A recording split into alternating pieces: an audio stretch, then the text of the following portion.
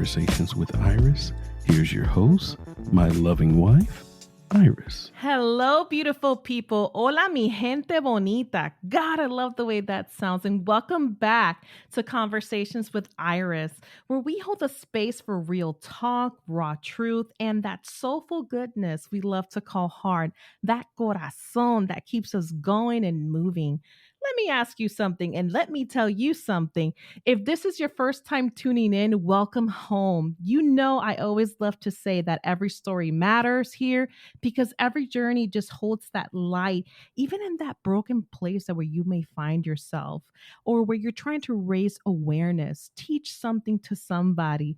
We all are here to learn and rise above everything. And hey, I have to brag, ladies and gentlemen, because to my day one and my loyal listeners, we freaking did it. Mi gente, Conversations with Iris is officially ranked in the top 2% podcast and Podmatch. So I'm so excited because your girl is slowly growing into great things, okay? So I'm so humbled. I'm so blessed. And I love seeing the shower of blessings coming my way. But hey, let me tell you something. Don't get it twisted now. I still have a lot of room for growth, for growing into better places, getting more conversations in. Your girl's just getting started.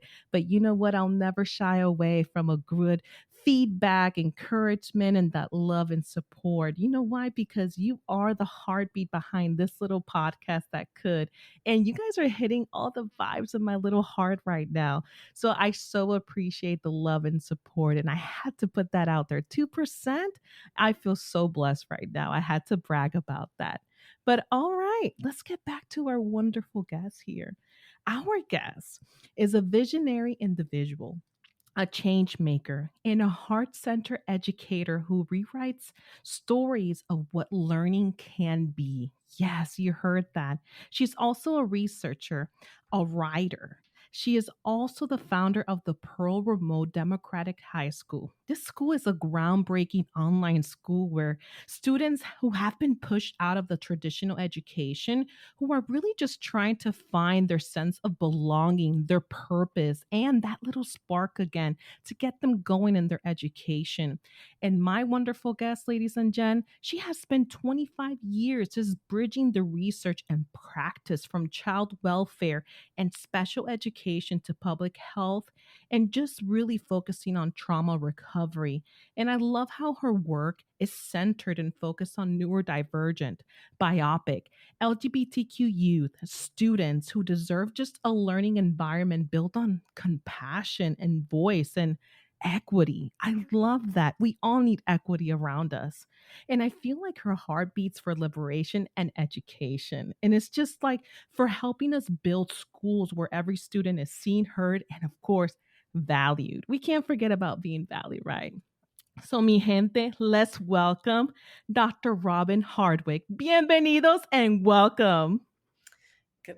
Thank you. Glad to be here. I really appreciate that beautiful introduction, and I'm excited for our conversation. Oh, I'm so glad. I'm so glad. Yes, Dr. Robin, as I mentioned, you dedicated your life to creating safe spaces for students to rediscover, as I mentioned, their spark or that power that was missing. And I have to ask, what still lights in your spark? Like, what lights in your little heart right now after all these years?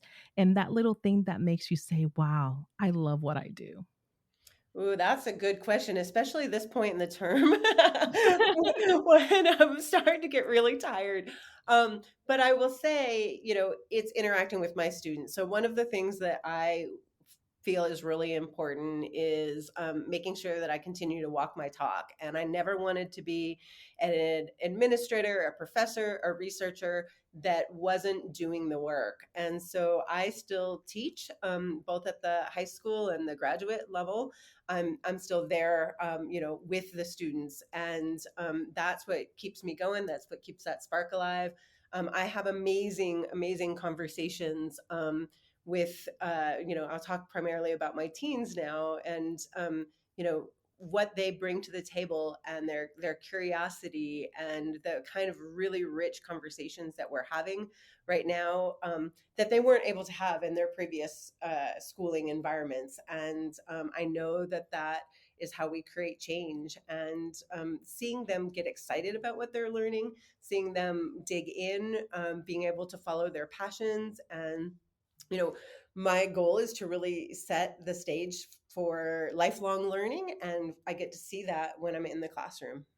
Oh, that sounds amazing. And I love how you try to help these individuals, these kids, your students, just follow their passion, find their sense of like belonging, find their true self. And I feel like every moment just starts with a or every movement actually starts with a moment, that whisper that says something has to change, right? And I want to just dabble a little bit about your own journey and what was that whisper sounding like when you led, or created the Pearl Remote Democratic High School? What was that like?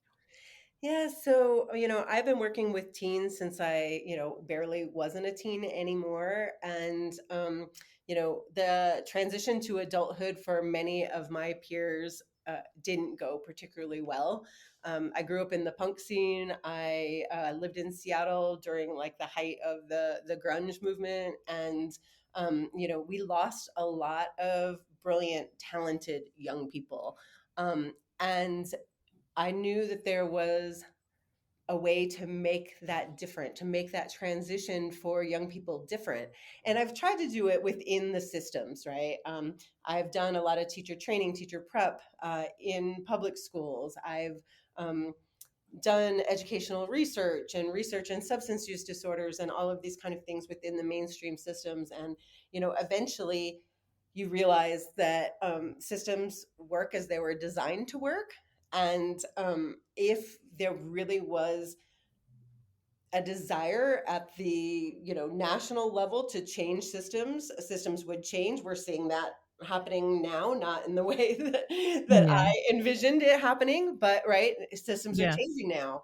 And Mhm. that's because people want it to change for particular reasons. And so although I totally believe in public schools, I totally believe they should be fully funded, I wanted to create a safe space for kiddos who were being harmed within those systems. And while I continue to work for that large systemic change, I don't want the kiddos that are in there now to have to continue to suffer because they don't have someplace else to go.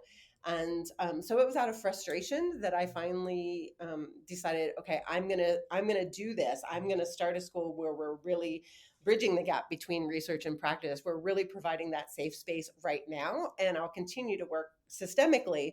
But in the meantime, here's a place that kiddos who need something different can be. Oh, wow. And I love how you mentioned that starting a school, you basically did this out of frustration and out of research and practice. And, you still believe in the public school systems, right? But I love it how you like it's something has to change. They have to be different. I also want to emphasize as well, you mentioned that, you grew up in the punk scene. I love that. I love punk music too. So I just wanted to emphasize on that. I thought that was so funny. But looking at the public systems right now, and you mentioned how you pivoted and you were like, no, there has to be something better for these individuals or these kids. What were those things or the couple of things that you felt like they were failing at? What did you see when you encountered when you started this? What was the main focal point? Again, I would say that there's many kiddos that are harmed within these systems, particularly kids with disabilities and also LGBTQ plus kids and BIPOC kids. And, this is, stemming from bias at the teacher level, at the administrative level, and then at the systemic level as well. And, over and over, I see brilliant kids lose their spark. Um, you talked about identity and belonging. Well, if you're being Yes. explicitly told that who you are as a human being is wrong, that has very dramatic effects on your identity. And having education where people can be their beautiful, authentic self. This is prevention work as well. And so I think about that a lot. When people get to lean into who they are, they can embrace their cultural identity, they can embrace their identity, multiple identities that many people have. Then they get to focus on their learning and expanding their minds. But if you are under assault in your environment, whether it's, you know, disciplinary actions that are disproportionate based on your race and ethnicity, or being called out for your gender identity, not being able to use the bathroom all day because the school won't let you use the bathroom for the gender that you identify with, right? When all of those um, issues are coming up, then we know from research you can't learn new things when you're not feeling safe. And so you have to have that safety first. Um so that's kind of the frustration that led me to, I need to do something different, because if we really want young people to be able to embrace their education, they have to be in an environment where they feel safe. And then, once they feel safe, then we get to incorporating special education best practices, differentiated instruction, all of those kinds of things. But first, the kiddo has to feel safe. Absolutely, and I agree with that. And I'm only going to speak here as a sibling. I grew up with a brother who's actually younger than me, and when I tell you, Dr. Hardwick, that he struggled in middle school from being harmed, being bullied because of his preference. My brother is a very happily open gay man, but Mhm. he would share stories of like how he was bullied, his head being thrown in the toilet, and it created these suicidal thoughts because of his coming out years and middle school and in high school. It's just very horrible that we do see that. And I feel like you are absolutely right. All those things do get unseen or not talked about enough. Same thing with people with disabilities. I, for one, and I'm pretty sure you've heard this, people that have disability issues in terms of autism, or we had a couple of students in our high school that had cerebral palsy too, or couldn't walk, and they were bullied to death. And I Mhm. love how you mentioned that what you're doing, yes, it is that preventative work and it is helping an individual out. What are the most common, cases where you see when you take in a child, when a child decides with their parent, of course, or the parent decides, hey, let's get you out of this regular public school system and let's put you, in this school. What are the most causes that you see out there that are driven to for them to be switched schools from? Yeah, so we have, some young people that are very strong advocates for themselves, and they have been what the system calls school refusers. So we have students who have like absolutely said, I am not going back in that building. And some of our students have been out for a couple of years and they re-engage with us. And, the reasons that they refuse to go back into the building are things like you're talking about. They may have been bullied. Mhm. Quite a few students that have been bullied by their teachers, particularly around gender identity. And so that was, what led to them to say, I'm not going back there. Um, Other times it's parents who are really paying attention to what's going on with their kiddos. And it's interesting that you mentioned middle school. We know from research that middle school is a time where many young people disengage from school. And if we don't get them re-engaged in middle school, they're much more likely to leave before graduation, usually around the 10th grade. So that's a critical time period. For that reason, we have started accepting students who are in middle school, even though we're technically a high school, because some young people and their families have said, like, we can't wait. We need to have this change now. Can we please start attending and be with you now? Um, those young people, their parents have witnessed that, they're starting to withdraw, they're starting to have mental health issues, they're not gaining academically, and the parents are aware enough of what's going on with their kiddo to say, like, okay, we need to stop, we need to do something different. um, and so those are the main reasons that people make that switch. Many of our families were not intending to do any kind of alternative schooling. They may be supporters of the public school and think, as part of their identity, like my kids go to public school, that's who we are as people. But Yeah. when they see that their kiddos are really, really struggling, they decide, like I did, that the child's mental health is more important than sacrificing that child to a system that's causing them harm. Oh my goodness, and that's so good to know. And I was just curious, like, what were the most situational cases that you've seen? So that's good to know. And I like to see that the parent is also involved in some of those cases. I think you got to be involved in your child's education. You have to be part of it. And I know that you had mentioned too that some of these kids will just come to you guys to look for that refuge or support. Do you see a lot of kids that don't have that parent relationship there, or it's non-existent, which is sad, but I'm curious. I'd say we have a balance. One of the things that, we know again from research that parent school engagement is really predictive to academic outcomes. One of the things that we experience with our families is they have been fighting school systems for so long that once they come with us and they know that their children are finally safe, they sometimes have a tendency to like pull back a little bit because they've had, they're exhausted.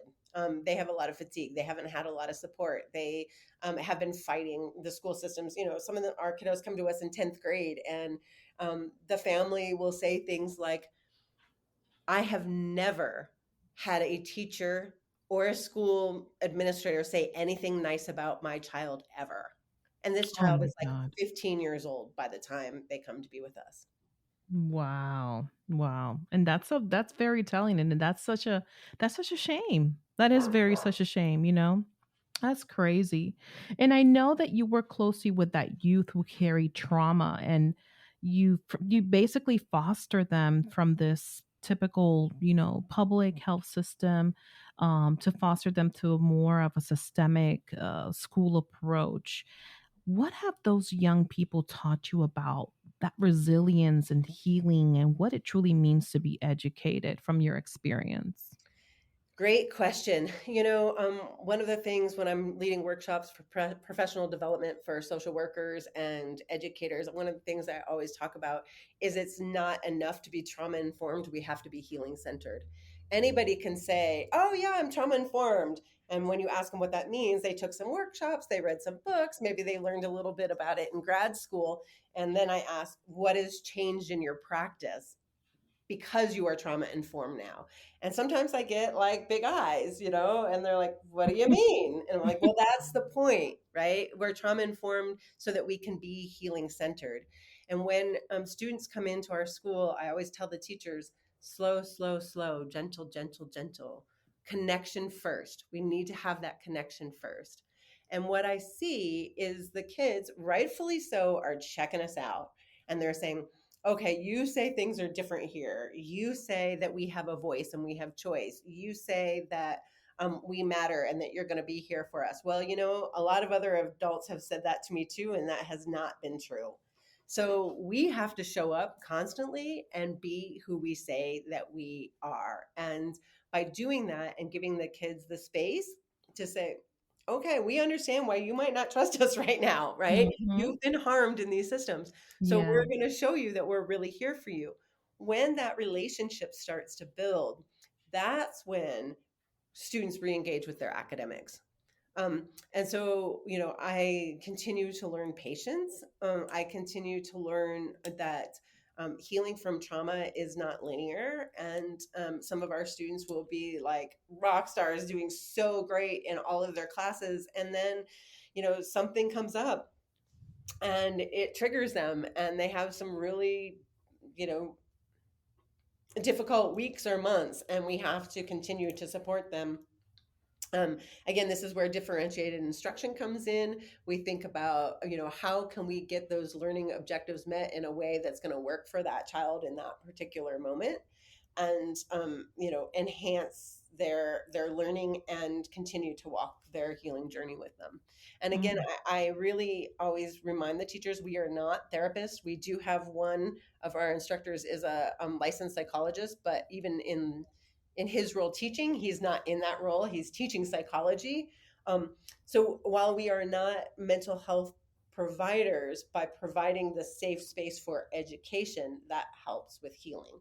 And then, if we see a kiddo in crisis, we're going to reach out to the parents directly, make sure that, we're giving resources and referrals needed for the appropriate types of supports if things are, escalating for that child. And I love how you mentioned this. And I love the way you put it. Healing from trauma is not linear. I love that. I don't know why, but that just hit very deep. And I know that's going to reckon a lot with a lot of our listeners as well. And you have to be healing centered. Again, it's very important. And I like how you explained the trust process because it basically means that they are checking you out. But then again, it's like they have to build that trust. They're getting to know you. Especially when they're taken away from a heavily focused public school system where they're teaching what 20 something or 30 something kids into just being centralized by themselves, right? We have classes that are kept at 10 students. So, Oh, that's um, even better. yeah, Yeah. so they are in cohort groups. It's multi-age. So, what, Nice. again, this comes from research.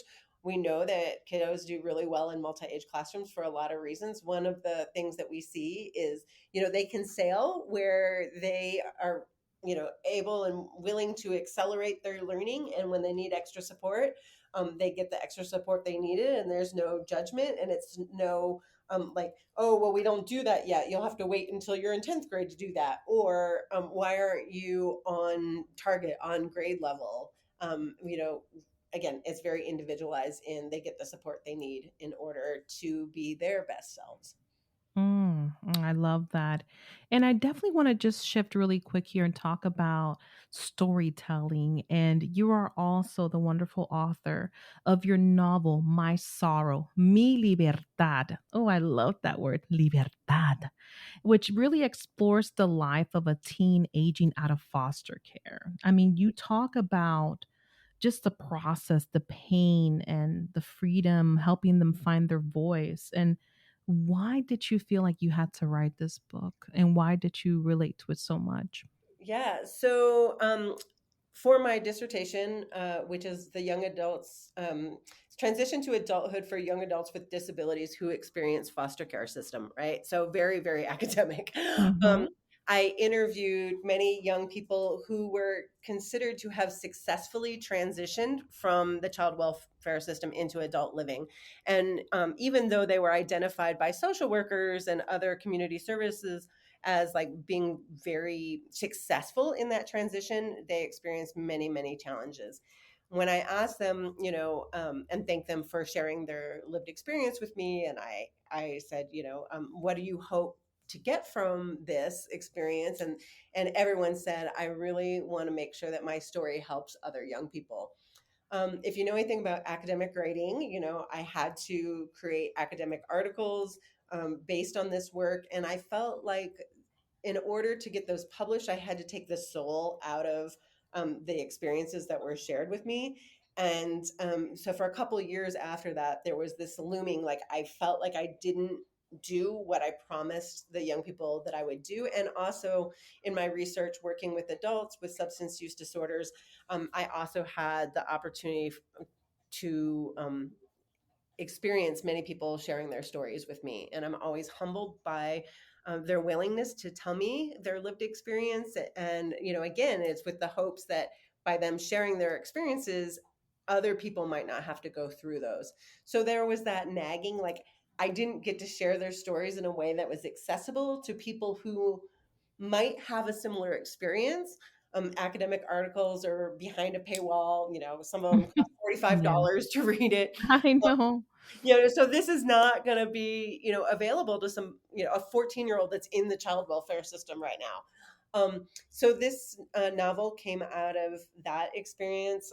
My life is on both sides of the border. And so the book is on both sides of the border, but also many of the people who shared their lived histories with me are on both sides of the border. So The book was written quite a few years ago now, but it's very timely again.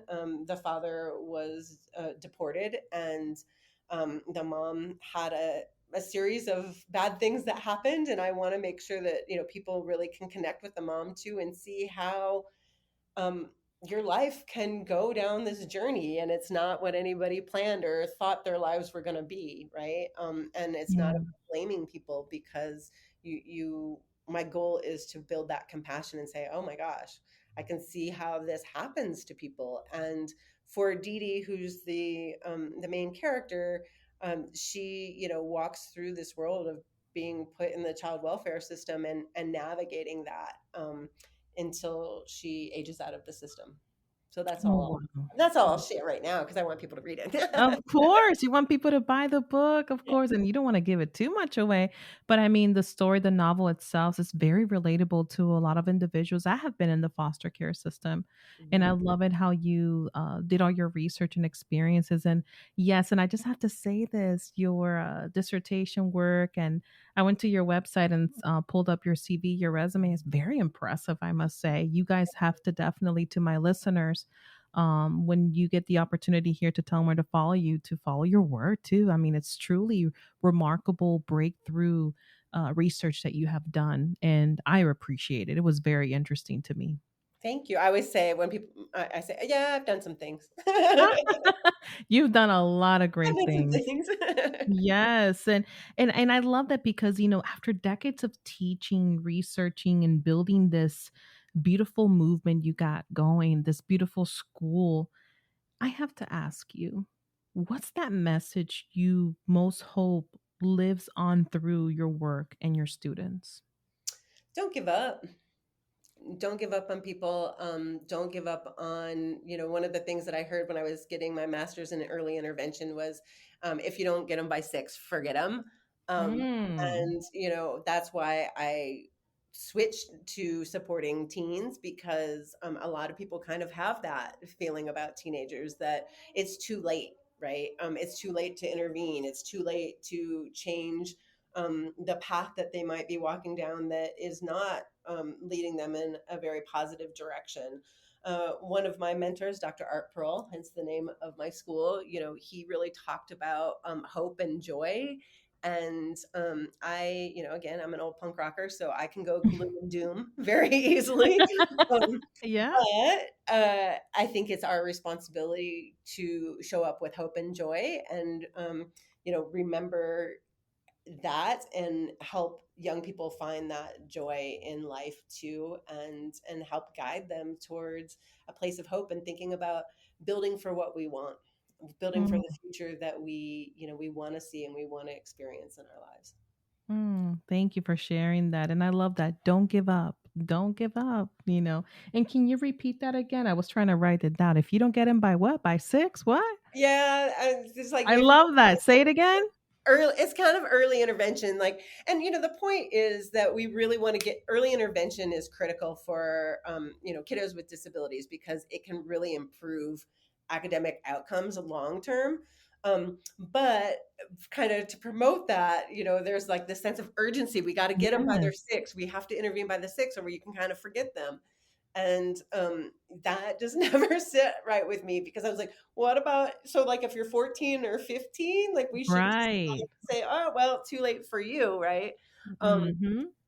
and so being there for teens, and helping them find their pathway is so important. And I've seen teens just make great strides in a very short time when they're given the appropriate types of supports. Wow, and it's like I mentioned, there's always room for opportunity for growth. It's never too late to change your ways. Absolutely. There's always opportunity out there to make yourself better, right? Mhm. So I love how you said that. It just stuck with me too. So Dr. Hardwick, before we wrap up, I'd love to ask my guest this. And I want to know, what is that daily mantra that you do today that just keeps you grounded and continue doing this wonderful work and heart driven work that you're doing? Well, it's probably not my mantra's not PG. My mantra's not PG. Well, Um, you can share it if you want, but it's up to you. I'm open. all right, so I'm allowed to swear on this Do podcast. it. All Do right, it. my mantra is something like "Get the fuck up, Harwick. You got shit I to love it. I love it. And that's what we do." need to hear because we're real on this podcast, Yeah, okay? sometimes it's and it's funny because now on podcasts and TikToks and all this stuff, we talk a lot about Gen X and how we were raised, and I was raised very tough, very working class family, and we were not given opportunity to make excuses, Yeah, and you know that although it comes with its own intergenerational trauma, which we could talk about on another podcast, absolutely. but this is I'm not done yet. There's still work that needs to be done. There are people that are counting on me. I most of my time at the Pearl has been volunteer work. I work other jobs as I'm continuing to build the school, and so there are days where I am very tired, and so my all right, time to get the fuck up. Can just Yeah. That's sometimes what I need to get me going, and get done what I need to get done. Oh, I love it. And that's real talk right there, guys. So, and just say it how it is. I love it that you said it the way it just say it. Get Say the it fuck for up. real. Why not? Yeah, keep going. So, and for someone who's listening right now, maybe a parent, a teacher, or a student that's finding themselves struggling right now, who feels like unseen in this current public system that we have, or at whatever school that they're going through, what are those last words of encouragement that you would share to just remind them that their voice still matters? Yeah. So to parents, I will say you do not need to sacrifice your child for the system. So it can be yes, and you can believe in a public school system, believe that the school system should be fully funded, and remove your kiddo from that system if your kiddo is being harmed. That's okay. And you can let that guilt go, right? Because Mm. your child deserves to be in a safe space. And if there's young people listening, we're here for you. We want to help you be in a place where you feel like you can completely be your beautiful, authentic self. We do have funding from the state of Utah, Arizona, New Hampshire, and West Virginia so far. We Oh, also have wow. sliding scale scholarships. So, again, we are really trying to work with people if they don't have the financial means. We're always fundraising, trying to get scholarships so people can come. We want to make sure that people who need to be with us are with us. It sounds like some of your audience might be bilingual. We also have like academic Spanish level, and once we have more students that are bilingual, we will be offering some of our courses in Spanish as well. So kiddos can take literature in Spanish or psychology in Spanish to Mm. again be able to prepare for professional experiences in both languages, English and Spanish as well. Oh, I love how you're catering to the Latino community. I love that. I Yeah. love it. Sometimes they get unseen. We get unseen or pushed to the side. So I'm glad that you're going to be able to offer those alternatives to the Latino community as well. Yeah, Where? a couple of our teachers are here in Mexico as well. So And you and tell our audience member she is from Mexico, okay? Or she's at Mexico right now, okay? So she knows. yeah, my kiddos are Chicanos, and one of us, how do I say this? One kiddo is in Canada, one kiddo is in Mexico, and I've spent most of my time down here. Yeah.